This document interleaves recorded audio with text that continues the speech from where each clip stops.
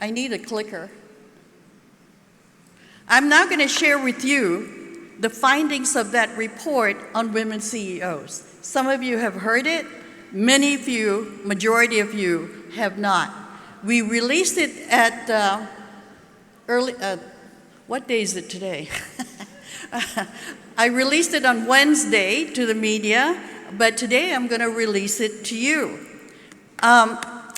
For those of you who are new to the Global Summit of Women, we have been doing research on women on boards for 30 years. This report is our 36th report in 30 years. And we do it to create baseline data on where women are on boards and also corporate leadership, senior management. Because counting, as I said before, counting is important. If you don't count, as say they were counting at every level, where are the women, then you can't measure progress or lack of it. And so we've been counting for a very long time. So last year, we looked at women on boards in the 500 largest companies in the world. That's sort of traditional. This year, we decided to take a look at women CEOs. Does it make a difference if a woman is in charge? And I did that because of the global pushback that Christine Lagarde mentioned at our last summit on women. There is a cultural backlash that is real. And so I thought, well, okay, let's take a look at women leading and let's find out, does it make a difference? And so I don't have to look there. Okay, so let me start. We plowed through. We had to create a database of women CEOs. They don't exist. That is global. And so we looked at 3,200 whatever companies to find 215 CEOs in 70 countries. It was, is this working? I'm a techno boo-boo. How does this work?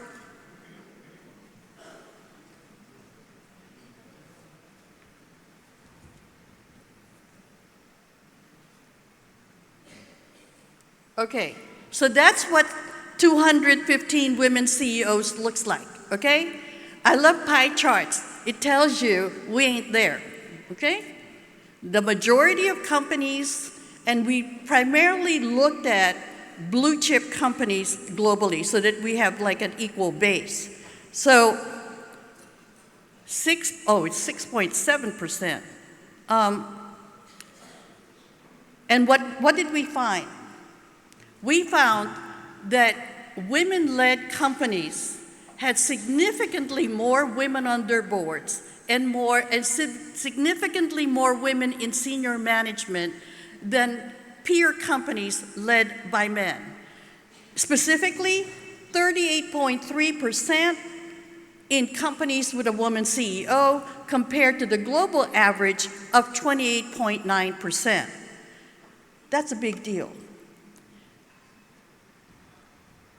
And it didn't matter what region of the world those numbers came from. So look at Africa. The top line, the blue line, is the record of women CEOs. And then the orange or yellow is all companies. And you can see that finding is the same no matter which part of the world the women came from, okay? Whether it is Middle East, North Africa at the bottom, look, higher percentage of women on boards. Latin America, same thing. Africa, the best, okay? So it didn't matter what region they came from. Did it matter what size of the company? Because maybe they were just the large caps. Nuh-uh. If you look, large cap companies, higher percentage. Mid cap, small cap, compared to the global average. So size of company didn't matter either. And that was amazing. So even with the small cap companies, still, companies led by women had a higher percentage of women on boards. So the 215 women are all groundbreakers, right?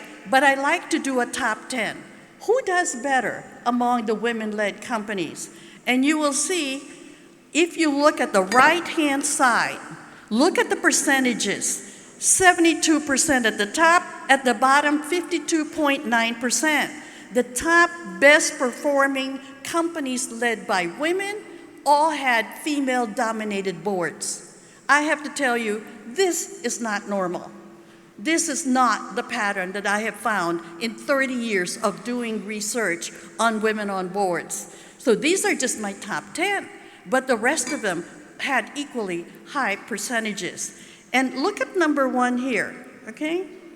Hang Seng Bank, that's why I asked you about them, Angela, in Hong Kong. 72% of the board, 72.7, is female, okay? And you just go down the list, and they're from all over. Didn't matter what region, didn't matter company size, and they're still doing better than peer companies. So we said, well, maybe their male predecessor was already on the right track. You know, just maybe the company was already putting more women on boards. Nuh-uh. 34.5% is the percentage of predecessors. As soon as a woman becomes CEO, it jumps to 56.1% women on boards. So that the actual credit goes to a woman assuming the helm of the company. That was amazing as well.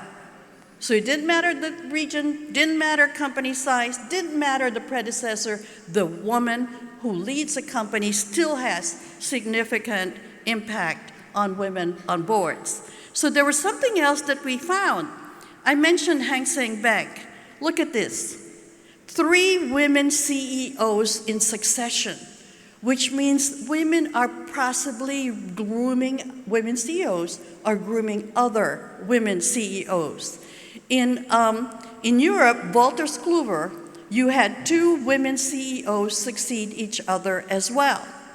And then we looked at other companies where women lead, and you will see that Bank Inter in Spain, chair and CEO, women. Capricorn Bank, same thing. And you will hear from her in a few minutes. Chair and CEO, also women. Progressive Insurance in the United States, chair and CEO are women. So that when women lead, it looks like there's a pattern here emerging of grooming future leaders. So, does it spill over to other parts of the companies? Yes. Women-led companies had 36.8% women in senior positions compared to the global average of 21%. So they're not just opening doors to boards, they're also opening doors to women in senior management. Again, another top 10 list, okay? It continues because of ties. But look at the percentages on the right-hand side. 50%. At Hang Seng Bank, 80% of executives, senior executives, are women. Their board is 72% female, executives 80%. That is amazing. And then, but you look at the other percentages, look at that. And then you will see, here's the rest of the list. You will see a lot of about 6 companies are US companies, which means they're probably doing a pretty good job in executive leadership. The lowest percentage is 44% are women executives. Again, this is not normal. So clearly, there's a multiplier effect from having a woman at the top. So, isn't that great? Women are opening doors to other women, but what else? Do they run the company better because they have more women? Well, as you know, there are over 100 studies showing business case rationale for having more women on boards or in senior management. yielding a correlation with better financial performance. So I just took 3 here. Higher returns, okay? Women-led companies in S&P 500 outperformed the broader index. Risk management. Women don't like to take they don't like to take a lot of loans. They're less prone to over-leveraging. And they look at long-term sustainability. Resilience, in 2024 and 25, companies with gender-diverse boards and CEOs were 21% more likely to report higher profitability. So, not only do they break the glass ceiling for other women, which was always the key. What can we do in order to have more women in senior management? The key is a woman CEOs. The problem is there are too few of them. So what do we need to do? Actually, one of our CEOs mentioned this earlier. The business case has to be made continuously to all levels of management, especially to the board, especially to those men who worry about possibly losing their jobs because a woman is hired. We also found there are several studies that show that the first management job tends to go to a man and a lot faster. Women have to wait longer to get that first promotion to manager. And so what we recommend, gender parity must begin at the first level of management. Same time, faster, because if that doesn't happen, women lose what's called experience capital. And as they move up, if they take time off to have a family, that experience capital continues to diminish their viability for senior roles. And then, high potential women must be given operational and budgetary experience, P&L, where they are responsible for generating revenues so that the experience becomes much more coherent. And lastly, there's nothing like mentorship and sponsorship.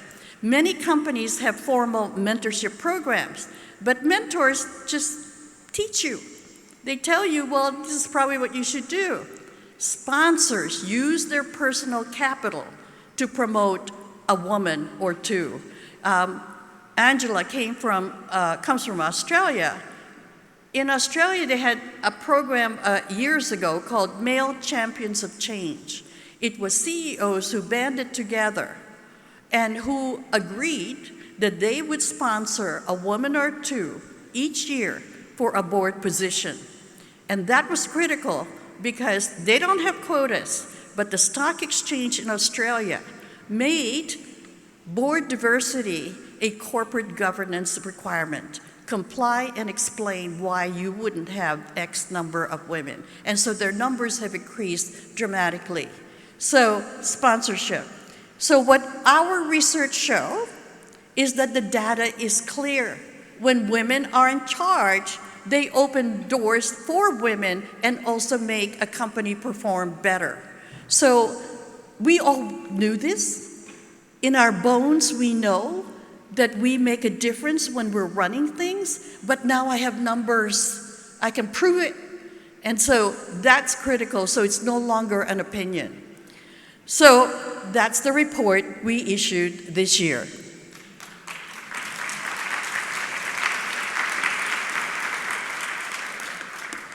Now I want to invite the chairman of the largest bank of Thailand, largest private bank.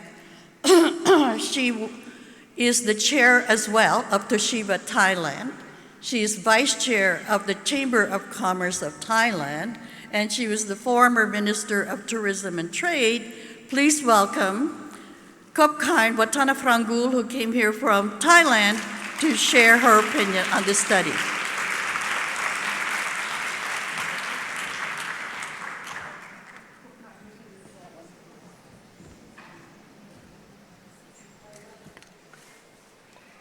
So you don't need figures from me. You have a lot of figures from Irene already. I have a few words that I have prepared. and to reflect what Irene has talked about.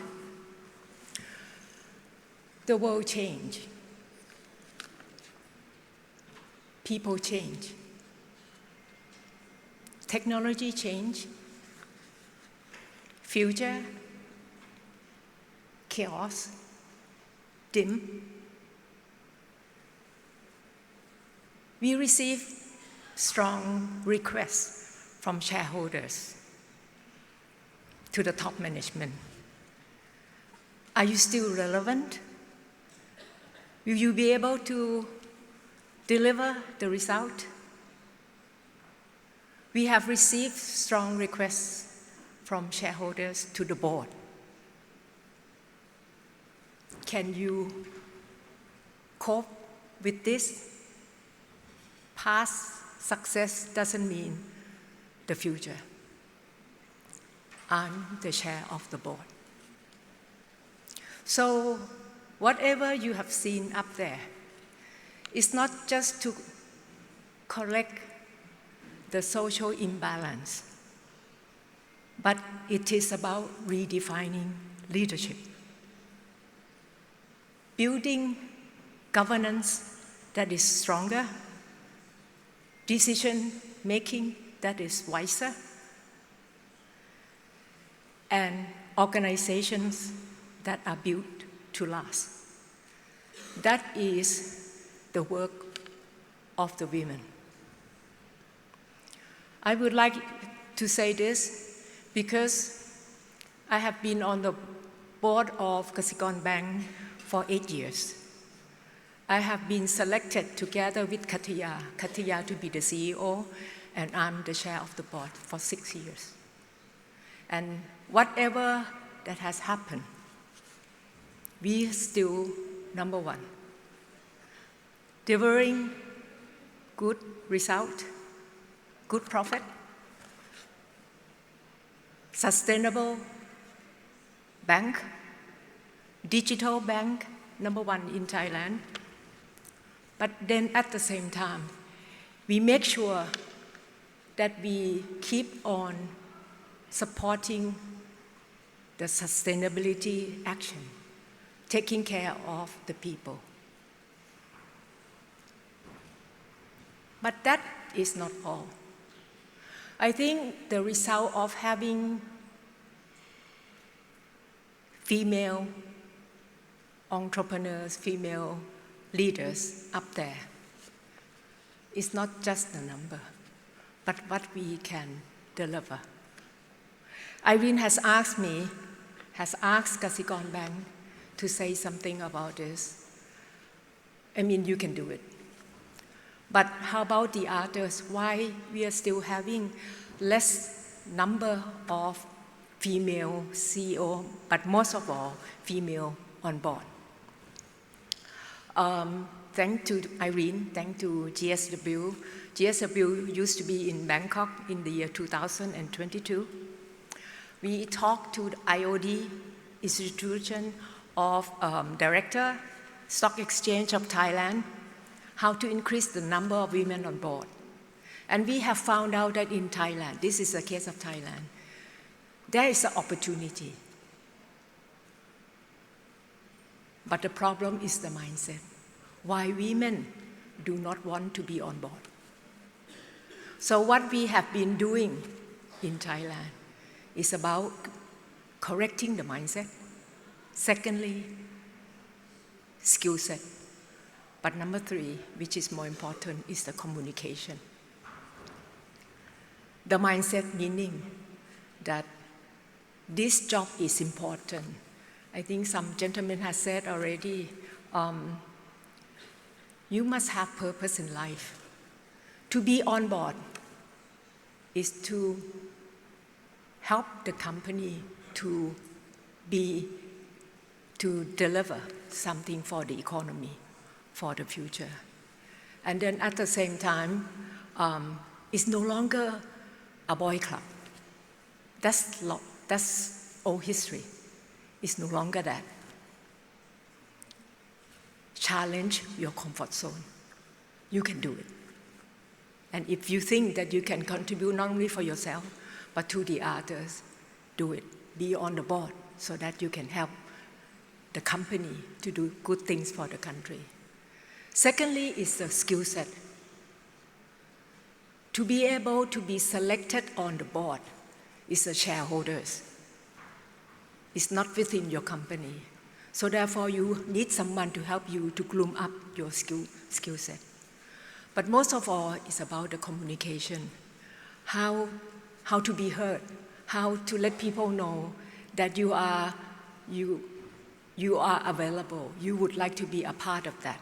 And thanks to this report, we will go back and use this report to make sure that people know that there are women, and women can bring success not only to herself, not only to her companies, but to the economy and to the countries.